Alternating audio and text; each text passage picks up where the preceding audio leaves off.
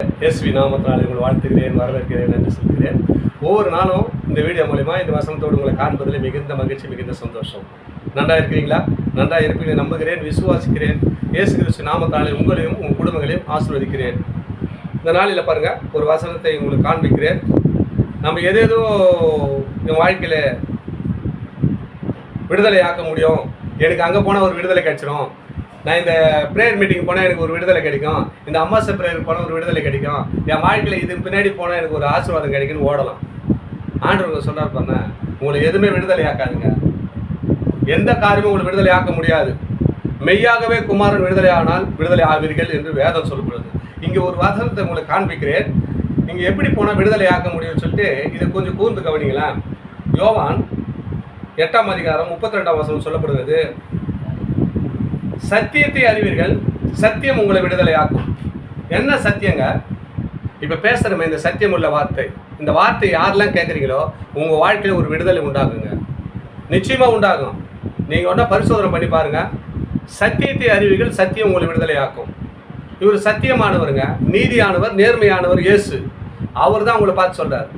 இந்த சத்தியமுடைய வார்த்தை யார் விசுவாசிகளோ, யாரெல்லாம் நம்புறீங்களோ உங்கள் வாழ்க்கையில் விடுதலை. வியாதியாக இருக்கலாம், உங்கள் வாழ்க்கையில் கடன் தொல்லையாக இருக்கலாம், எதுவும் வாழ்க்கையில் உயர முடியாதபடி இருக்கலாம். ஆண்டவர் விடுதலை ஆக்கி உங்களை உயர்த்த போகிறார். அந்த வார்த்தை உயர வேண்டும்னு சொன்னால் நம்ம என்ன பண்ணுங்க? இந்த சத்தியம் உள்ள வார்த்தையை விசுவாசிக்கணும், நம்பணும், அது வழியில் நடக்கணுங்க. அப்போ தாங்க நம்ம வாழ்க்கையில் சிறப்பாக நம்ம வாழ முடியும். அது வரைக்கும் எதை கொண்டு நீ ஓடினாலும், எது பின்னாடி ஓடினாலும் உங்களுக்கு விடுதலை கிடையாது, விடுதலை ஆக்க முடியாது, விடுதலை ஆகிற மாதிரி தெரியும், மறுபடியும் அதே நிலைமைக்கு வந்துடுவீங்க. இது எது முழுமையான விடுதலை எதுன்னு சொன்னால் சத்தியமுள்ள வார்த்தை, இயேசுவின் வார்த்தை. அந்த வார்த்தை உங்கள் வாழ்க்கையில் வந்துச்சுன்னா சத்தியமுள்ள வார்த்தை உங்களை விடுதலை ஆக்கும். வேறு எந்த ஆளும் விடுதலை ஆக்க முடியாதுங்க. ஆனால் உங்கள் வாழ்க்கையில் விடுதலை ஆக்குற மாதிரி தெரியும், ஆனால் விடுதலை ஆகாது. அதான் இயேசு இங்கே சொல்கிறார், தெளிவாக சொல்கிறார் பாருங்கள். அந்த வசனத்தை கூர்ந்து கவனிங்களேன். சத்தியத்தை அறிவீர்கள், சத்தியம் அப்படின்னு சொன்னால் உறுதி, நிச்சயம், நிச்சயமாக நீ விடுதலை ஆவன்றார். சத்தியத்தை அறிவீர்கள், சத்தியத்தை அறிவுன்னு சொன்னால் நான் சொல்கிற வார்த்தை உண்மையான வார்த்தை, இதை தெரிஞ்சு கொள்ளுங்க, இதில் நடங்கன்றார்.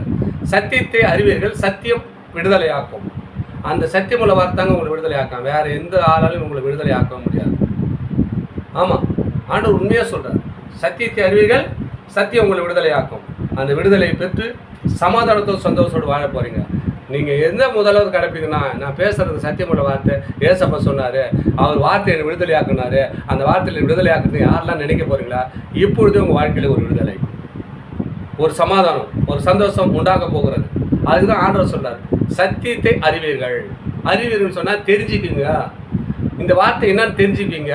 ஒவ்வொரு நாளும் நான் பேசும்போது, இந்த வீடியோ பார்க்கும்போது உங்கள் வாழ்க்கையில் ஒரு மாற்றம் உண்டாகுங்க. யாரால இந்த வீடியோ பார்க்குறீங்க, யாரால இந்த வசனத்தை கேட்குறீங்க, உங்கள் வாழ்க்கையில் நிச்சயமாக ஒரு மாற்றத்தை உண்டாகிருக்கும்.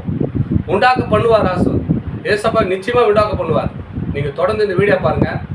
என் வீடியோவை தொடர்ந்து பார்க்கணுன்னா சப்ஸ்கிரைப் பண்ணி பாருங்கள். காலையில், விடிகாலத்தில், அதிகாலையில் இந்த ஒரு வீடியோ வரும். இந்த வசனம் உங்களோடு இடைப்படும், உங்களை ஆசீர்வதிக்க போகிறார்.